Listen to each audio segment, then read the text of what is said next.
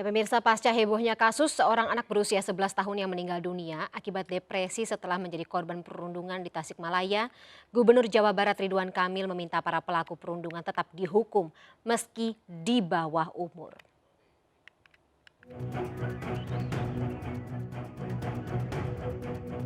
Kasus perundungan yang menyebabkan seorang anak meninggal akibat depresi setelah video asusilanya dengan seekor kucing menyebar ke media sosial membuat keprihatinan sejumlah pihak, termasuk Gubernur Jawa Barat Ridwan Kamil.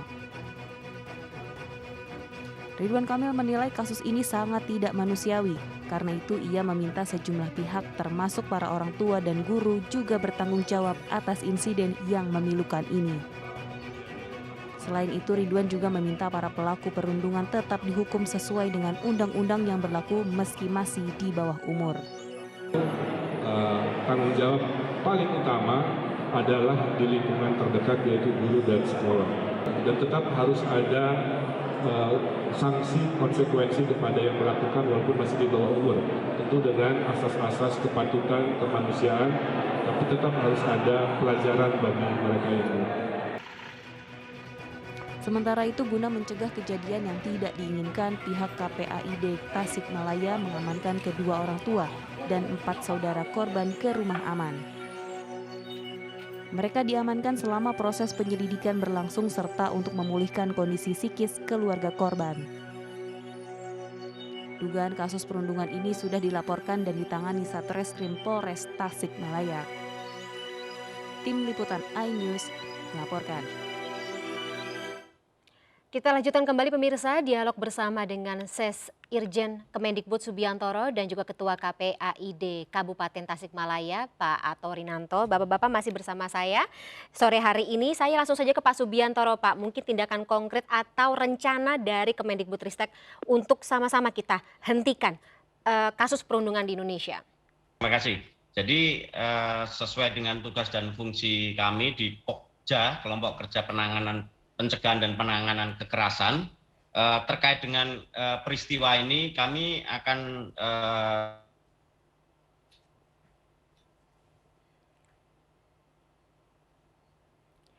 Pak Subiantoro, kembali terputus Pak sinyalnya. Baik, Pak Subiantoro? Iya, halo. Nah, bisa kita lanjutkan Pak. Iya, jadi kami akan melakukan visitasi untuk memastikan bahwa penanganan terhadap peristiwa ini dapat segera dilakukan, termasuk perlindungan. Kami akan mencoba nanti koordinasi dengan KPAI juga pusat dan daerah, serta memastikan bahwa peristiwa di kelompok kerja pencegahan dan penanganan kekerasan di tingkat kementerian memang punya fungsi tersebut. Karena ini peristiwanya adalah di satuan pendidikan, maka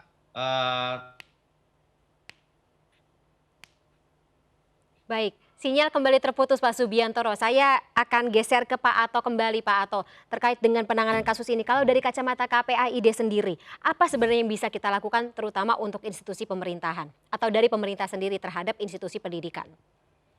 Ya, Mbak, saya ingin tegaskan bahwa peristiwa ini tidak terjadi di dalam lingkungan pendidikan, tetapi di luar pada saat anak itu bermain. Tapi kan siswa Pak.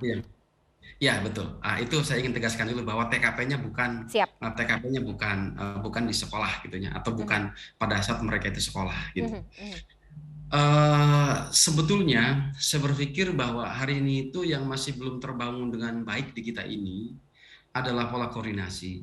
Semua kebijakan sebetulnya sudah ada. Kalau memang masalah ini datangnya dari desa, maka di desa itu juga ada sumber anggaran yang baik, ada dana desa, ada banprop dan yang sebagainya. Kabupaten juga hari ini di kementerian bahwa seluruh dinas berkewajiban untuk setiap kebijakan berkewajiban untuk menciptakan bahwa kebijakan itu menjadi kebijakan ramah anak, apalagi juga di sekolah. Yang jadi persoalan hari ini adalah sinkronisasi di dalam membangun sebuah koordinasi ini yang sulit untuk dibangun di daerah. Gitu, sehingga satu sama lain ketika menerapkan kebijakan tidak satu sinergi. Jadi bukan hanya tugas dari Kemendikbud saja begitu ya Pak Ato? Betul. Bahwa kita misalkan kita hari ini ketika kita berbicara penyelenggaraan perlindungan anak, maka bukan hanya semata-mata kewajiban pemerintah, kewajiban KPAI atau kewajiban Baik. penegak pihak yang lainnya, tapi juga kewajiban bersama. Mhm, Kewajiban pendidikan bukan hanya semata-mata kewajiban sekolah, tetapi juga mhm, didukung oleh apa namanya kebijakan-kebijakan yang lainnya, termasuk masyarakat. Ini yang kemudian hari ini menjadi persoalan kita di daerah, sehingga dalam bayangan saya bahwa semua infrastruktur di kita yang terkait dengan itu sudah ada. mhm. Tinggal yang jadi persoalan adalah satu adalah tingkatkan pola koordinasi, kemudian yang kedua setiap program-program itu kira-kira berbasis dari bawah, karena Mhm. persoalan itu adanya di bawah. Betul, lingkungan Kemudian terkecil ya? ya gitu. Kemudian gitu setiap, apa namanya, program-program yang terkait dengan pelindungan anak ataupun terkait dengan kebijakan-kebijakan yang terkait dengan sekolah, yang terkait dengan karakter anak Mhm, gitu. Maka ini juga berangkatnya dari sesuatu yang real. Artinya sesuatu yang real itu adalah sesuatu yang memang dapat dijangkau di masyarakat. mhm, mhm. Gitu. Misalkan Mbak Vivi, saya ingin menyampaikan bahwa jangan pernah berpikir bahwa selama pandemi kemarin mungkin selama 1,5 tahun anak kita tidak melakukan aktivitas sekolah, jangan pernah berpikir anak kita tidak terjadi apa-apa. Ah, Pasti oke. terjadi apa-apa. Makanya kenapa ada yang mengatakan bahwa kasus perundungan atau kasus kekerasan terhadap anak-anak justru meningkat setelah pandemi COVID-19 melanda Indonesia seperti itu Pak Ato ya? Ya, Baik baik. nah, Pak Subiantoro, kemarin saya sempat baik. mendengar sebuah atau melihat sebuah ide yang, katakanlah ini cukup menarik gitu ketika, apa ya, perundungan, kemudian juga kasus-kasus yang serupa ini bisa ditelurkan dalam bentuk literatur atau buku-buku yang anak-anak baca atau anak-anak pelajari di sekolah seperti itu, literasi tersebut diajarkan oleh gurunya di lingkungan sekolah. Seperti apa Kemendikbud memandang ide ini? Atau sudah Baik, dijalankan?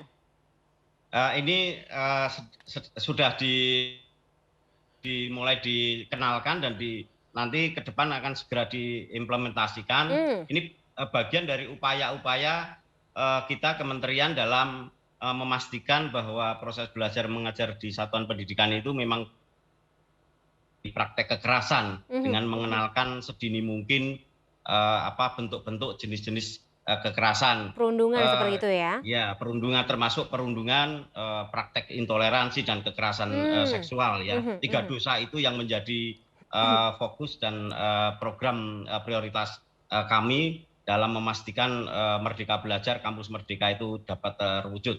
Nah, Mhm ini satu hal dan untuk mendukung itu semua, kenapa maka kementerian perlu membentuk Pokja dan Pokja itu adalah terdiri dari pencegahan dan pencegahan itu diampu oleh pusat penguatan karakter. Nah, mhm disinilah letak pentingnya program termasuk dalam sosialisasinya, pengenalan tentang praktek-praktek baik ya selama ini mungkin di masa pandemi ini terlewatkan. Nah, ini nanti setelah pasca pandemi ini mudah-mudahan siswa anak-anak didik kita dapat mengerti betul bahwa budi pekerti, mhm pelajaran mhm. budi pekerti sebagai wujud dari bentuk profil pelajar Pancasila ini diharapkan bisa mengurangi praktek-praktek yang kekerasan di sekolah. Nah, inilah upaya-upaya kita selalu seperti itu. Nah, Tapi untuk mewujudkan baik,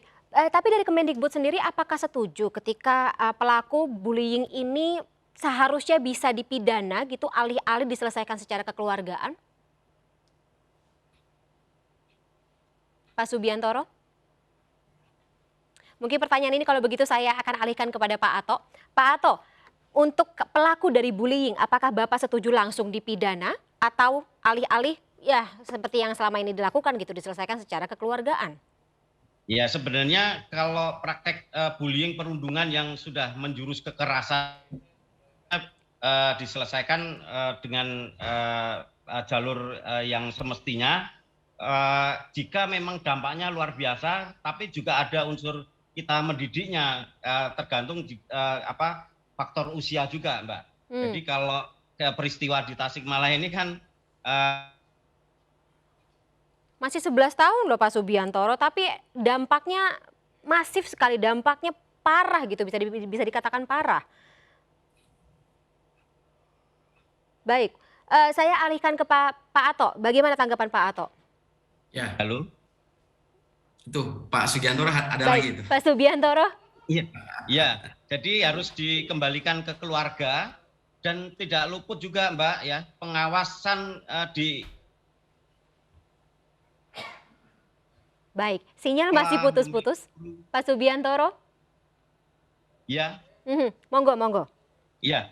Kita di lingkungan sekolah itu ada guru, ada unsur tenaga pendidik, juga ada pengawas sekolah yang semestinya bisa kita dorong untuk lebih maksimal di dalam melakukan pengawasan terhadap anak didik kita ketika melakukan sedang proses belajar mengajar di sekolahan. Nah, ini memang tanggung jawab kita semua, Mbak. Jadi tidak hanya pemerintah daerah, Betul, juga setuju.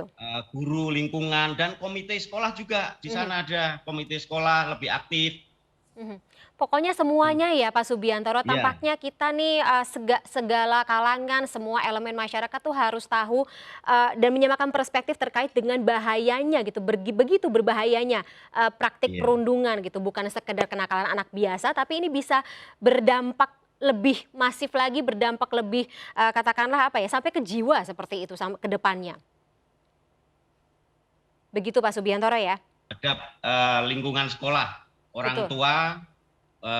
tua, unsur sekolah, tenaga pendidik, tenaga kependidikan, dan komite sekolah. Nah, itu penting untuk peduli terhadap kegiatan belajar mengajar. Baik, baik. Terakhir saya ke Pak Ato. Pak Ato dari KPAID Tasikmalaya sendiri, KPAID Tasikmalaya dalam mengawal kasus ini kira-kira apa goal, target, dan kemudian juga mungkin imbauan kepada seluruh masyarakat? Ya, Mbak, target utama adalah tentu edukasi untuk memutus mata rantai supaya peristiwa seperti ini tidak kembali terulang. Bukan hanya semata-mata di Kabupaten Tasikmalaya juga, tetapi di kabupaten-kabupaten yang lainnya yang ada di Indonesia. Kemudian yang kedua, bahwa untuk membuka sebuah misteri bahwa apakah Ananda meninggal ini karena faktor bully, ada faktor-faktor yang lainnya. Ketika ini diproses secara hukum, dituntaskan, maka kita akan menemukan sebuah jawaban yang pasti. Kemudian yang ketiga, kami ingin menyoroti bahwa apakah di dalam proses pembuatan video ini, penyebar luasan video ini, adakah orang-orang dewasa yang memang terlibat di dalam proses ini? Ini saya kira perlu dibuka. Adapun terkait dengan kasus, terkait dengan hukuman dan sebagainya, semuanya sudah diatur oleh undang-undang. Tinggal kita menunggu bagaimana hasil penyidikan dari kepolisian. Yang selanjutnya saya hanya ingin menghimbau kepada seluruh segenap masyarakat, kekerasan itu terjadi biasanya anak kehilangan figur di dalam rumah. Sehingga saya hanya ingin menyampaikan bahwa ketika orang tua sudah bisa menjadi idola bagi anak-anaknya, maka sejatinya orang tua itu telah berbuat untuk bangsa dan negara. Mbak Vivi. Ya, jadi ini pekerjaan rumah utamanya bagi orang tua ya, karena kan anak-anak ini mencari sosok atau figur yang bisa menjadi contoh. Kalau contohnya sendiri tidak baik, maka ditakutkan itu menjadi pedoman bagi anak-anak tersebut untuk berlaku setiap harinya. Logikanya begitu ya Pak Ato dan juga Pak Subiantoro ya. Iya. Sayang sekali Pak, ini kita harapkan agar tidak terjadi lagi ke depannya. Ini pekerjaan rumah kita sama-sama semuanya. Kita akan mengawal isu ini ke depan sama-sama. Apalagi besok 23 Juli 2022 adalah Hari Anak Nasional. Terima kasih atas waktunya bersama kami di MNC News Now sore hari ini. Pak Subiantoro selaku Ses Irjen Kemendikbud dan juga Pak Ato Rinanto selaku Ketua KPAID Kabupaten Tasikmalaya. Terima kasih sekali lagi. Salam sehat, sampai jumpa. Pemirsa tetaplah bersama kami, MNC News Now akan segera kembali sesaat lagi.